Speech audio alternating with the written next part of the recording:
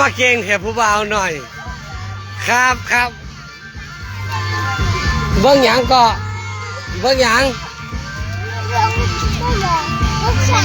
หมอมันบ่เป็นหมออ๋อหมอกับเสือ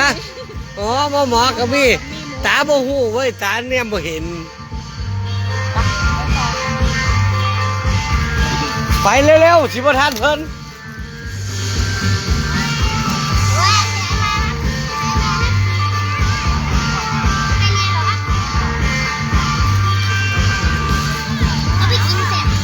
แซ่บปะหวานบ่แม่นบ่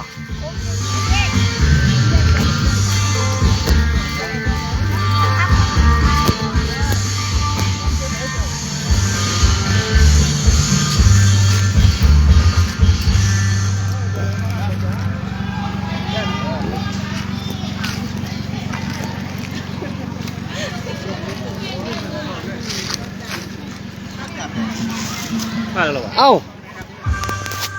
มาทางไหน เอาว่าอาหารบ่ก็คำว่าหักก็บ่ฮู้ได้นี่ ฮะ รู้ว่าหักบ่ฮู้ได้นี่เจ้าอยู่ไสเอ้อ อยู่บ้านนี่ละ ที่บ้านบ่สอนโรงเรียนได้ อยู่แถวบ้านบ้านในหนา ฮะ ที่บ้านในหนา สอนอยู่บ้านนี้นาบ่โอ้ยนะแฟนบ่นั่นนี่ แม่ โอ้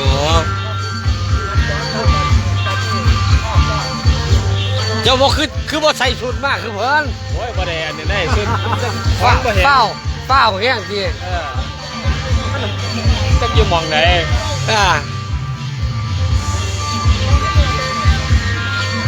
ลูกหลานจะไผเนี่ยทางหลังผู้หญิงใส่ชุดนี่ว่าลูกหลานจะไผเนี่ย ไอ้ลูกตากูด้วยนี่ คนหลังคนดีบ่หันหลังดีบ่ ไอ้ลูกกระต้มด้วยแบบเป๋ อันนี้หน้าน้องอันนี้ลูกกระเติงแค่นี้ไอ้นั่นเปรี้ยวลูกกระตุ้มด้วยนะ เห็นแต่หน่อยไม่หน่อย ให้มาอยู่งานแล้วที่นี่